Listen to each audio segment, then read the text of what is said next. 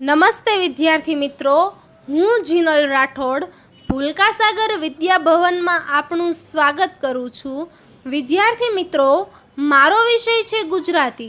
આજે આપણે ગુજરાતીમાં પાઠ 6 ભીખુ આ પાઠ સમજવાનો છે। પરંતુ વિદ્યાર્થી મિત્રો, આપણે આ પાઠનો ભાગ 1 જોઈ ગયા છીએ। આજે આપણે ભાગ 2 જોવાનો છે। વિદ્યાર્થી મિત્રો, આપણે ભાગ 1માં કઈ કઈ વસ્તુઓ જોઈ અને કઈ રીતનો વાર્તાલાપ થયો એ આપણે જોયું। પરંતુ વિદ્યાર્થી મિત્રો, આપણે ફરી એકવાર આપણે ભાગ 1માં કઈ વાત કરેલી એ આજે ફરી યાદ કરી લઈએ। વિદ્યાર્થી મિત્રો, આપણે ભાગ 1માં આપણા આ પાઠના લેખકનો થોડો ટૂંકો પરિચય જોયો કે એમનો જન્મ ક્યારે થયો છે, મૃત્યુ ક્યારે થયું છે અને એમણે કઈ કઈ કૃતિઓ લખેલી છે। વિદ્યાર્થી મિત્રો, એ પછી આપણે આપણા આ પાઠનો થોડો ટૂંકો પરિચય જોયો કે ભીખુ નામનો કોઈ શબ્દ નથી। ભીખુ નામનો એક વ્યક્તિ છે અને ભીખુ નામના વ્યક્તિ પર જ આ આખો પાઠ લખવામાં આવેલો છે। એટલે કે ભીખુ કઈ રીતે એના કુટુંબનું અને એના ભાઈ ભાંડુઓનું ભરણ પોષણ કરે છે, જમવાનું પૂરું પાડે છે, એ આપણે જોયું હતું। અહીંયા સુધી આપણે આપણા આ પાઠનો થોડો ટૂંકો પરિચય જોઈ ગયા હતા। એ પછી આપણે આપણા પાઠની થોડી શરૂઆત કરી હતી કે આપણા જે લેખક છે એ આ ભીખુ નામના વ્યક્તિ કઈ રીતે રસ્તા પર ચાલે છે, કઈ રીતે ભીખ માગે છે, એક્સિડન્ટ થાય છે અને એક્સિડન્ટ થયા પછી એક્સિડન્ટ કેવી રીતે થાય છે તો કે રસ્તો ઓળંગતા હતા, એમાંથી મોટરના મોંમાં મૃત્યુના મુખમાં જતો કોઈ મારી રાડ ફાટી ગઈ। એટલે કે એક નાનો છોકરો હતો, એનું એક્સિડન્ટ થઈ ગયું અને આ જે એક્સિડન્ટ થયું એ એની માતાએ, એટલે કે જેનું એક્સિડન્ટ થયું હતું એ છોકરાની માતાએ અને ભીખુ નામના વ્યક્તિએ આ બંનેએ આ એક્સિડન્ટને જોતા જ એમના મુખમાંથી તો રાડ ફાટી ગઈ હતી। તરત જ તે ભીખુ એને બચાવવા માટે દોડે છે, જ્યારે એની મા તો આગળ વધીને હાંફળી ફાફળી દોડતી હતી અને ઠપકા ભરી નજર રાખી કોની સામે જોતી હતી? મોટરવાળા સામે જોતી હતી। ત્યાં તો મોટરવાળો હોર્ન વગાડીને ત્યાંથી ચાલતો થયો। જેમ જ ભીખુ પાછો હટ્યો ત્યાં એ એક જણ સાથે ભટકાયો, એટલે કે એક માણસ સાથે ભટકાયો। માફ કરજો માસ્તર એમ કહીને એક જણો ભટકાતો ચાલતો ગયો ને એટલામાં તો પેલી કંગાળ સ્ત્રીના એના શબ્દો ત્રીજી વખત સાંભળ્યા, એક કંગાળ પર ઇતની રહેમ કરો। ત્યાં જ તે પેલી સ્ત્રી જે છોકરાનું એક્સિડન્ટ થયું હતું તેની માતા ફરીથી કહે છે કે આ કંગાળ એટલે કે ગરીબ સ્ત્રી પર રહેમ કરો। અહીંયા સુધી વિદ્યાર્થી મિત્રો આપણે ભાગ 1માં જોઈ ગયા હતા। હવે આજે આપણે ભાગ 2માં જોવાનું છે। એ સ્ત્રી બેઠી હતી તે ખૂણામાં અંધારામાં મેં નજર ફેરવી, એટલે કે પેલી સ્ત્રી જે અંધારામાં બેઠી હતી એની તરફ ભીખુ જોવે છે। તેના પગ પાસે ઉઘાડે શરીરે 3 છોકરા હતા, એટલે કે 3 છોકરા હતા એ ઉઘાડે શરીરે હતા, એટલે કે વસ્ત્ર પહેરેલા નહોતા ને તેના ખોળામાં એક નાનું બચ્ચું દયામણું મોં રાખીને આવનાર જનારની સામે જોયા કરતું હતું। એટલે એના ખોળામાં ત્રીજું જે બાળક હતું એ આવનાર જનારની સામે જોયા કરતું હતું। બાઈ અશક્ત હતી ને ગરીબી તેના પર અસહ્ય જુલમ કરતી હતી। શું કહે છે કે બાઈ કેવી હતી? અશક્ત હતી, એટલે કે સાવ ગરીબ હતી। એમાંથી એના જે ગરીબી છે એ એના પર અસહ્ય જુલમ કરી રહી હોય તેવું ભીખુને લાગતું હતું। ઊંડા ખાડા જેવી આંખોમાંથી તેજ પરવારી રહ્યું હતું, એટલે કે એની ઊંડા ખાડાવાળી જે આંખો છે એમાંથી તેજ પરવારી રહ્યું હતું, એટલે કે તેજ નીકળી રહ્યું હતું। પોતે છોકરા માટે જ જીવન દોરી લંબાવતી હોય એમ તેના મોં પરથી દેખાતું હતું। એટલે કે એમ કહે છે કે એ એના છોકરા માટે જ જીવતી હોય, જીવન દોરી લંબાવતી હોય, એટલે કે એના છોકરા માટે જ જીવતી હોય એવું એના મોઢા પરથી લાગતું હતું। મારો હાથ એકદમ કોટના ખિસ્સામાં પડ્યો, એટલે કે એણે જે કોટ પહેરેલો હતો એના ખિસ્સામાં હાથ નાખે છે।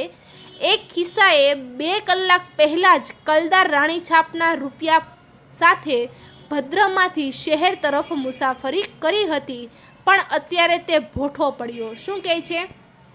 કે એના ખિસ્સામાં જે પૈસા હતા એમાંથી એ પૈસા એણે 2 કલાક પહેલાં જ કલદાર રાણી છાપના રૂપિયા સાથે ભદ્રમાંથી શહેર તરફ મુસાફરી કરી હતી. એટલે કે એ ભદ્ર એટલે કે અમદાવાદમાં આવેલો એક આ ભદ્ર કિલ્લાનો વિસ્તાર છે. અને રાણી છાપ એટલે કે બ્રિટનમાં રાણી વિક્ટોરિયાની છાપવાળો સિક્કો. અને કલદાર એટલે શું થાય? ચાંદીનો રણકારવાળો સિક્કો. આવી રીતના એની પાસે જે પૈસા હતા એ પૈસા એને 2 કલાક પહેલાં જ ભદ્ર એટલે કે એ અમદાવાદ વિસ્તારમાં ભદ્ર કિલ્લાનો એક નાનો એવો વિસ્તાર છે ત્યાંથી એ ક્યાં આવ્યો હતો? શહેર તરફ આવ્યો હતો. અને એ પૈસા ત્યારે એણે એ બસવાળાને ચૂકવ્યા હતા. એટલે એ ખિસ્સામાંથી હાથ કાઢીને શું પડે છે? ભોઠો પડે છે. ભોઠો પડે છે એટલે કે એકદમ લજ્જિત થાય છે. એને એમ થાય છે કે મેં આવું ખોટું કર્યું. જો મારી પાસે અત્યારે એ પૈસા હોત તો હું આ સ્ત્રીને મદદ કરી શકતો હોત. માત્ર 3 પૈસા જ હાથે ચડ્યા. એટલે કે ખિસ્સામાંથી પૈસા તો કાઢ્યા પણ ખાલી 3 પૈસા જ હાથમાં આવ્યા. 9 આણા સિનેમાએ ને રોકડા 6.25 આને હોટલે ઉપાડી લીધા હતા. એટલે શું કહે છે કે 9 આણા સિનેમામાંથી એને રોકડા મળ્યા હતા એટલે કે ત્યાં આપ્યા હતા. અને 6.25 આના જે હતા એ એણે હોટલેથી ઉપાડી લીધા હતા. સાધારણ માણસોના આવા તદ્દન સામાન્ય વિલાસમાંથી પણ ઘણા જન પોષી શકાય તેમ છે. એ પસાર થઈ જતા વિચારની સાથે હાથ ખિસ્સામાંથી બહાર આવ્યો. એટલે શું કહે છે કે આવું બધું વિચારતા એક સાધારણ માણસની જેમ એકદમ સામાન્ય વિલાસમાં દુઃખમાં પડી ગયો અને એની પાસે પૈસા જ નથી એવી હાલતમાં એ પોસાઈને એ પસાર થઈ જતા વિચારની સાથે હાથમાંથી શું કરે એટલે કે ખિસ્સામાંથી એ હાથ કાઢે છે. 3 પૈસા પેલી બાઈના હાથમાં પડ્યા ને પૈસાના ખખડાટથી જાગેલું એક છોકરું મને ફરી સતાવે તે પહેલાં જ હું દૂર થઈ ગયો. શું કહે છે કે 3 પૈસા એણે પેલી બાઈના હાથમાં આપ્યા અને પૈસાના ખખડાટથી પેલું જાગેલું જે બાળક હતું એ છોકરું ફરી એને સતાવે એટલે કે ફરી એના નજરની સામે આવે અને એ દુઃખ ભોગવે કે નહીં મારા લીધે આજે આ સ્ત્રીને હું પૈસા ન આપી શક્યો એવો એ દુઃખ અનુભવે એ પહેલાં જ એ ત્યાંથી દૂર થઈ ગયો.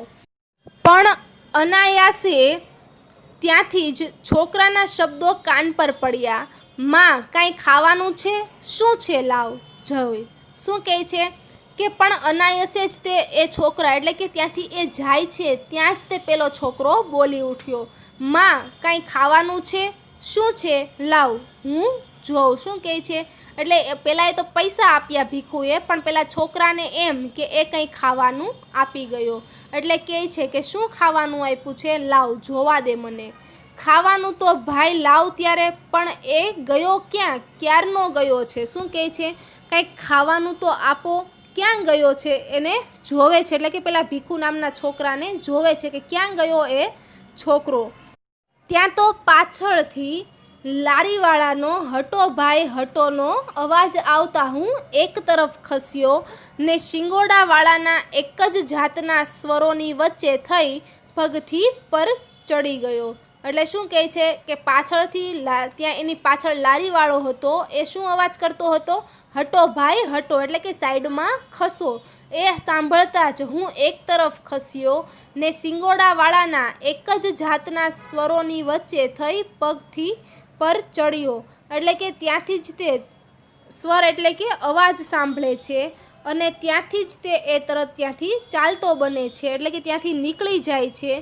ફૂલોની છાબડીઓ પર, નારિયેળ પર, સાબુ પર, ગોળ પર એમ અનેક પદાર્થો પર ફરતી દ્રષ્ટિ સામેના રસ્તા પર મીઠાઈની 2 દુકાનો છે. એટલે કે એવી રસ્તા પર મીઠાઈની 2 દુકાનો હતી જેમાં ફૂલોની છાબડીઓ પર, નારિયેળ પર, સાબુ પર, ગોળ પર એમ અનેક પદાર્થોની સામે તેની નજર જાય છે. ત્યાં જ તે એને પેલી 2 મીઠાઈની દુકાનો પણ દેખાય છે. તેની આગળ જામેલી લોકોની ઠઠ તરફ ખેંચાઈ. કાંક તહેવાર હતો ને બંને દુકાનદારોએ રોશની કરી હતી. મારા પગલાં સહજ તે તરફ વળ્યા. એટલે કે તેની આગળ લોકોની શું હતી, ભીડ જામેલી હતી. કંઈક તહેવાર હતો. શું કહે છે કે કંઈક તહેવાર હતો ને બંને દુકાનદારોએ શું કરી હતી, એના દુકાનમાં રોશની કરી હતી કે લાઇટ ચાલુ કરી હતી. મારા પગલાં એ તરફ વળ્યા. દુકાનમાં ગોઠવેલી મીઠાઈને જોવા માટે ઘણા ખરા ઊભા હતા. એટલે કે દુકાનમાં જે મીઠાઈઓ ગોઠવેલી હતી એ જોવા માટે ત્યાં ઘણા બધા લોકો ઊભા હતા. કેટલીક પારસી બાઈઓ મીઠાઈની ખરીદી કરતી હતી. એટલે કે ઘણી પારસી બાઈઓ એવી હતી કે જે ત્યાં ઊભી રહીને ખરીદી કરતી હતી. પણ સૌથી દૂર ખૂણામાં એક નાનો 10-12 વર્ષનો છોકરો અત્યંત તૃષ્ણાથી અનિમેષ દ્રષ્ટિએ મીઠાઈના થાળ તરફ, ખાસ કરીને સૌથી આગળ પડેલા જલેબીના ચકચકિત ગૂંચળાઓ તરફ જોઈ રહ્યો હતો. શું કહે છે કે ત્યાં જ તે ખૂણામાં એક નાનો 10-12 વર્ષનો છોકરો અત્યંત તૃષ્ણા, અનિમેષ દ્રષ્ટિથી, અત્યંત તૃષ્ણા એટલે કે એણે તરસ લાગી હતી, એટલે કે તૃષ્ણા એટલે કે એક એને ઈચ્છા હતી, અનિમેષ એટલે કે મટકું પણ માર્યા વિના. એટલે શું કહે છે કે ત્યાં જ તૃષ્ણાથી એટલે કે એની ઈચ્છા એવી હતી કે મારે આ મીઠાઈને ખાવી છે, એવી અનિમેષ દ્રષ્ટિથી એ મીઠાઈના થાળ તરફ જોઈ રહ્યો હતો. અનિમેષ એટલે કે મટકું પણ માર્યા વિના એ મીઠાઈના થાળ તરફ જોઈ રહ્યો હતો. ખાસ કરીને સૌથી આગળ પડેલા જલેબીનું જે ચકચકિત ગૂંચળું હતું તેના તરફ એ ખાસ ધ્યાન રાખીને જોઈ રહ્યો હતો. અચાનક મેં એને જોયો. ભક્તિભાવથી જાણે એની દ્રષ્ટિ ત્યાં ચોંટી રહી હતી. અચાનક જ મારી નજર એની સામે ગઈ તો એ ભક્તિભાવથી એકદમ ધ્યાનથી દ્રષ્ટિ રાખીને એની નજર ક્યાં ચોંટી ગઈ હતી, પેલા જલેબીના ગૂંચળા પર ચોંટી ગઈ હતી. એના અંગ પર એકેય સાજું લુગડું ન હતું કે એના ચહેરા પર આશા, નિરાશા કે એવા કોઈ જાતના ભાવ ન હતા. એટલે કે એના અંગ પર એકેય લુગડું ન હતું અને એના ચહેરા પર આશા, નિરાશા એટલે કે દુઃખ, એક એવી એને આશા હતી અને એવી દુઃખદ ભાવથી એ તેના તરફ, મીઠાઈ તરફ જોઈ રહ્યો હતો. હું ધીમેથી ગોળ ચકરાવો ખાઈ પેલા છોકરાની પડખે પણ જરા દૂર અંધારામાં જઈ ઊભો ને એના પર નજર ફેરવી. શું કહે છે કે હું ધીમેથી ગોળ ચકરાવો ખાઈને એના તરફ વળ્યો. એટલે કે તેના પર નજર નાખે છે. તે શાંત, લીન બનીને જલેબી નિરખી રહ્યો હતો. એટલે કે એકદમ શાંત બનીને, લીન એટલે કે એક જ નજરે એ જલેબી સામે જોઈ રહ્યો હતો.